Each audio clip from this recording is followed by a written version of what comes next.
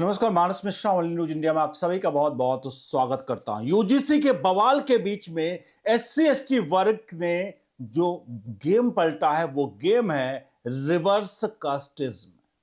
क्या है reverse casteism और कैसे सुप्रीम कोर्ट के द्वारा यूजीसी अधिनियम कर जो रोक लगाई गई, उसके बाद जब पूरे देश में इसके पक्ष में लोग खड़े हो गए और सबसे ज्यादा मैं आपको बता दूं, इसका बवंडर जो है वो जेएनयू में इसका मचा और जेएनयू से ही पूरा ये रिवर्स कास्टिज्म का पूरा गेम हुआ, आपको दिखाने जा रहे हैं।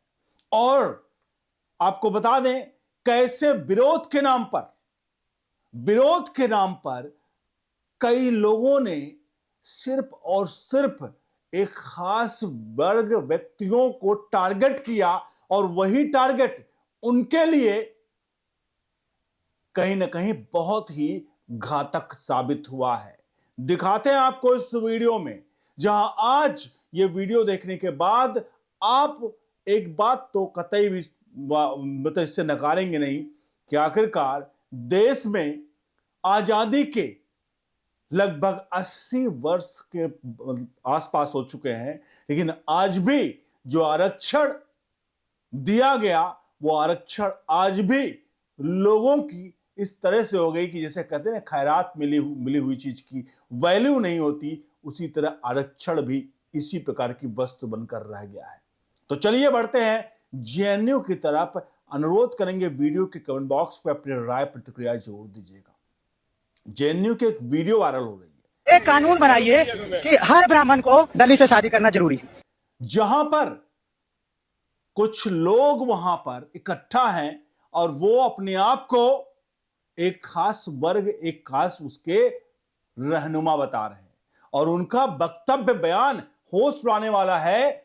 और सवाल यह है, क्या महिला और बेटी कोई वस्तु है? ध्यान रखिएगा, क्या महिला और बेटी कोई वस्तु है? क्योंकि इस पूरे प्रकरण में जो जेएनयू में नारे लग रहे थे, जेएनयू में बात करो दौरान जो लोग नारे लगा रहे थे यूजीसी के पक्ष में कि यूजीसी जो अधिनियम है वो सुप्रीम कोर्ट ने जो स्टे लगाया है वो स्टे नहीं रहना चाहिए, वहां पर कहा गया कि एक कानून बनाइए। ध्यान रखिए, वो जो मांग कर रहे हैं उनका एक कहना है एक कानून बनाइए कि हर ब्राह्मण को अपनी दलित मतलब अपनी बेटी की शादी दलित से करनी चाहिए। ध्यान रखिए, यह वक्तव्य बयान है उन लोगों के जो वहां पर बैठ करके विरोध प्रदर्शन कर रहे हैं और यहां भी कह रहे हैं कि रोटी बोटी का संबंध होना चाहिए, रोटी बोटी का संबंध बना लो, जाति खत्म हो जाएंगे। अब सबसे बड़ा सवाल है, एक आईएएस, मैं आपको बता रहा हूं, ये तो सड़क पर बैठे हुए स्टूडेंट के नाम पर कौन है, पढ़े लिखे है भी कि नहीं है, या सिर्फ और सिर्फ इनको आरक्षण के नाम पर अब यहां पर ये लोग बवंडर मचा रहे हैं। लेकिन एक आईएएस बना हुआ एक वर्मा था, जो आईएएस था, उसकी भी भाषा कितनी गंदी थी। उसने भी कहा था ब्राह्मण बेटियों के लिए अपशब्द की बात की थी। सवाल यहां पर यह है कि महिला उत्पीड़न आपने सुना आपने महिला उत्पीड़न शब्द? महिला उत्पीड़न क्या सिर्फ और सिर्फ एक विशेष महिलाओं का होता है या किसी भी महिला का? क्या महिला कोई वस्तु है जिसके आदान प्रदान की बातें जेएनयू में कही जा रही हैं?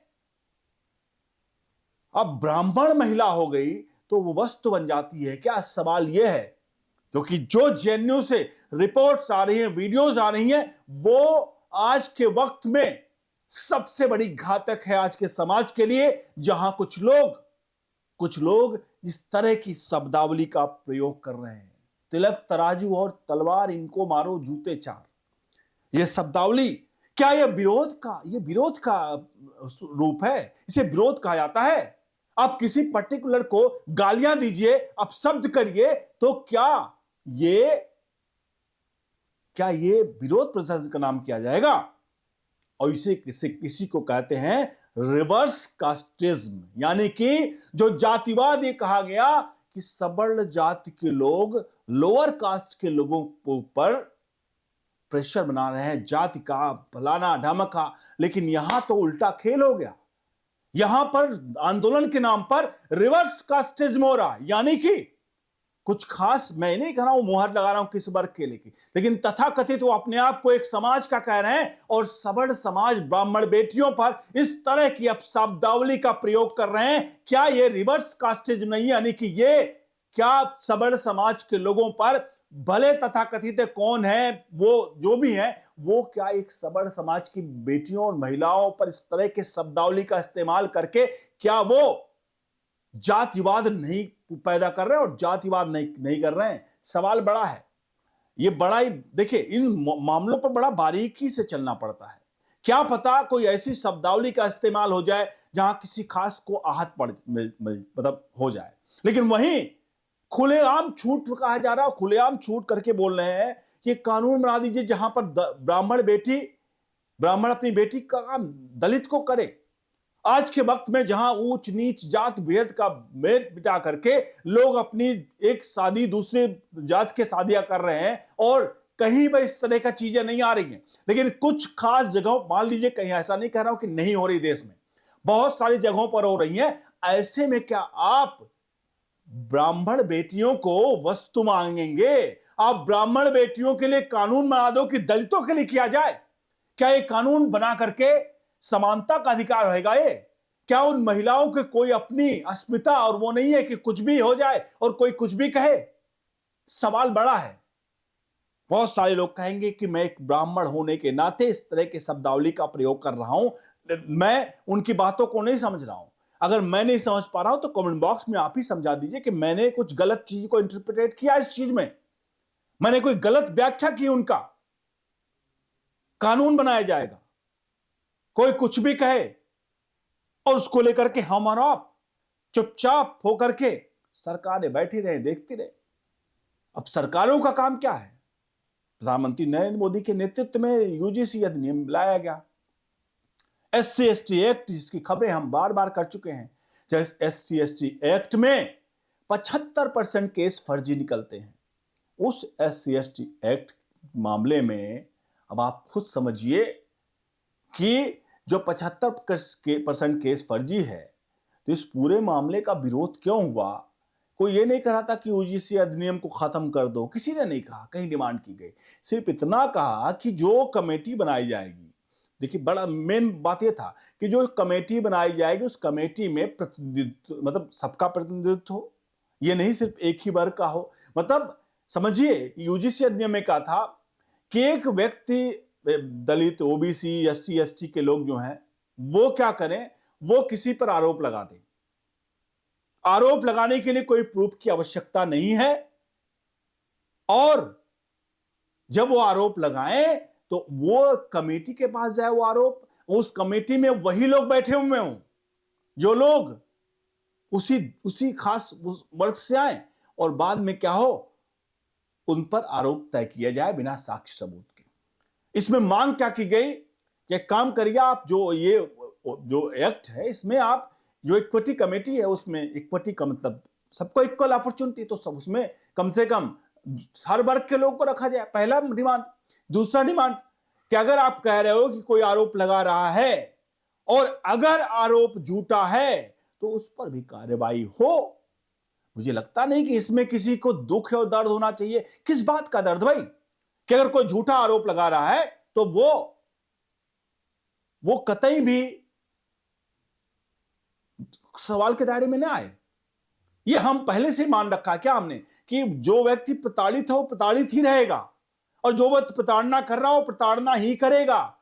अरे आइडियल कंडीशन है ये आइडियल कंडीशन है क्या कि जो व्यक्ति प्रताड़ित है, यूजीसी अधिनियम को मान कर रख लिया जाए कि जो व्यक्ति प्रताड़ित हो प्रताड़ित रहेगा, और जो व्यक्ति प्रताड़ित कर रहा हो प्रताड़ित करता रहेगा। ये यूजीसी अधिनियम 2026 का जो है वो लगभग चीजें कुछ पॉइंट आउट इसी तरफ से कर रही हैं।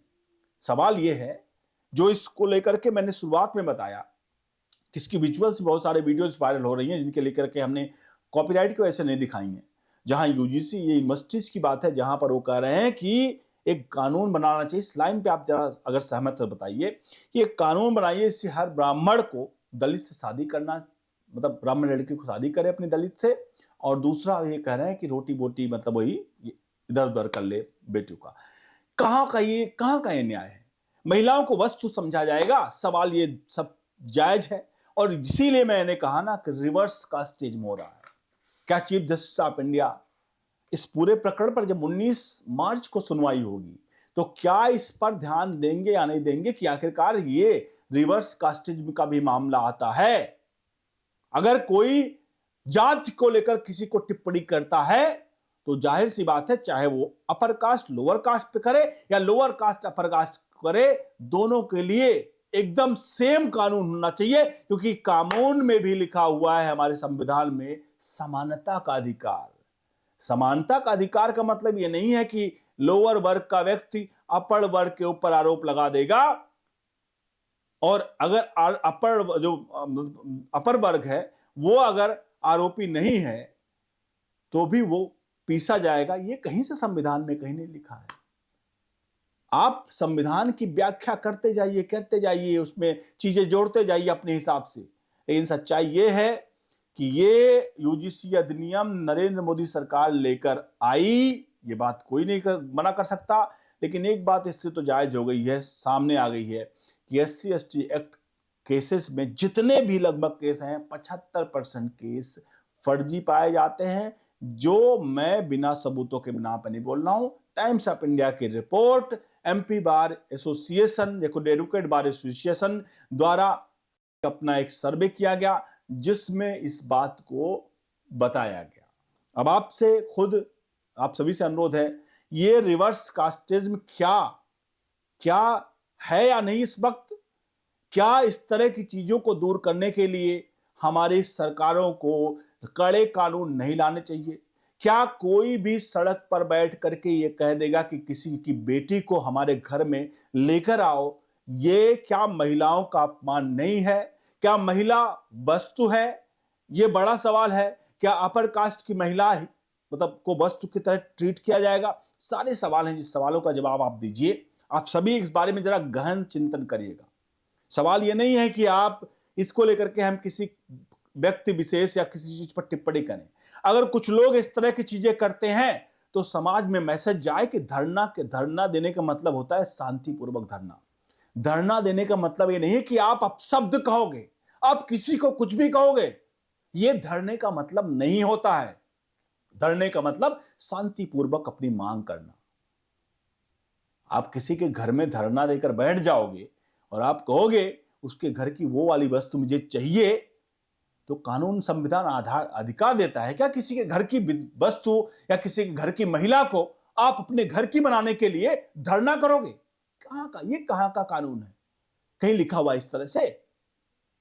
और अगर ऐसा लिखा गया, ऐसा लिखा जा रहा है आगे के संविधानों में, तो जाहिर सी बात है इस तरह के क्लेसेस देखने को मिलेंगे। इस पूरे प्रकरण पर अपनी राय प्रतिक्रिया जरूर दीजिएगा। वीडियो को लाइक से जरूर करिए। बने रहिए ऑल न्यूज इंडिया के साथ। बहुत बहुत धन्यवाद।